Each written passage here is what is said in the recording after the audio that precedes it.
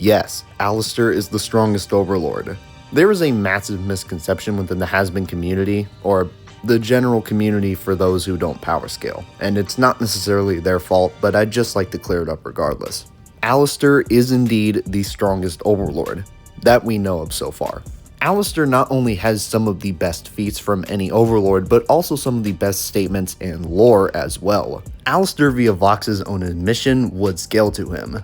So Alastor would scale to stuff like Vox's citywide blackout in episode 2, which via calculations is far stronger than any other feat any Overlord has performed. But there are still naysayers out there, as many would try to point to either Carmella or Zestial being stronger than Alastor. However, this is just straight up untrue for several reasons. The arguments for Carmella being the strongest generally revolve around something like this. Well, she killed an exorcist like nobody has before, so she has to be the strongest, right? Well,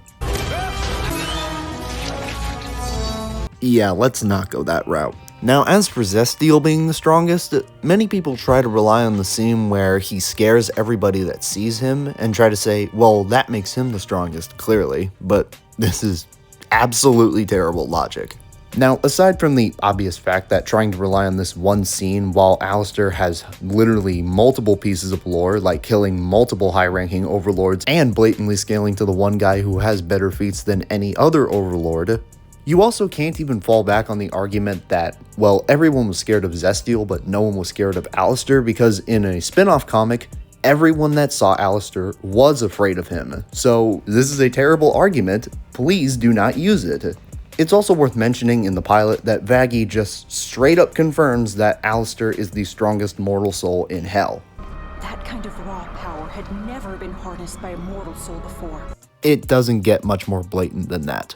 Now, of course, stuff is probably bound to change within the upcoming season, but as of right now, factually, Alastor is the strongest Overlord. Stop acting like he isn't.